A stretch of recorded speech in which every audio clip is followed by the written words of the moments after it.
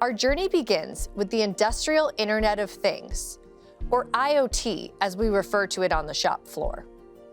What exactly is it?